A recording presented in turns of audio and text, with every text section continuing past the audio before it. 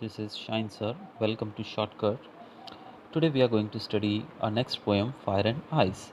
This poem is written by Robert Frost. So let's start the poem. Robert Frost ने इस अपनी कविता के अंदर, जिसका नाम है फायर एंड आइस, दो तबके के लोगों के बारे में बात की है। यानी कि दो ऐसे ग्रुप लोगों के जिनका मानना है कि इस पृथ्वी का अंत किस प्रकार से होगा। अब ये दोनों तबके के लोग अलग अलग सोच रखते हैं पृथ्वी के अंत के बारे में। एक सेट जो लोगों का है वो ये मानता है कि पृथ्वी, इस वर्ल्ड का अंत होगा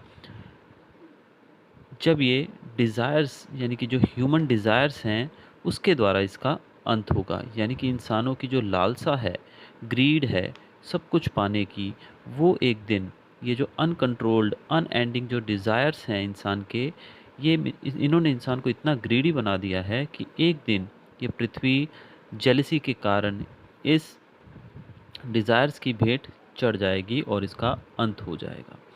दूसरे तबके के लोग वो हैं जो मानते हैं कि अगर इस पृथ्वी का अंत दूसरी बार होना हुआ तो उसके लिए आइस, यानी कि बर्फ़, जिसको इन्होंने कंपेयर किया है यहाँ पर ह्यूमन इमोशन हेट्रेड से, यानी कि नफ़रत से, कि इंसानों की जो नफ़रत है वो इतनी डिस्ट्रक्टिव है, वो एक साइलेंट किलर की तरह है, एकदम शांत किलर की तरह है।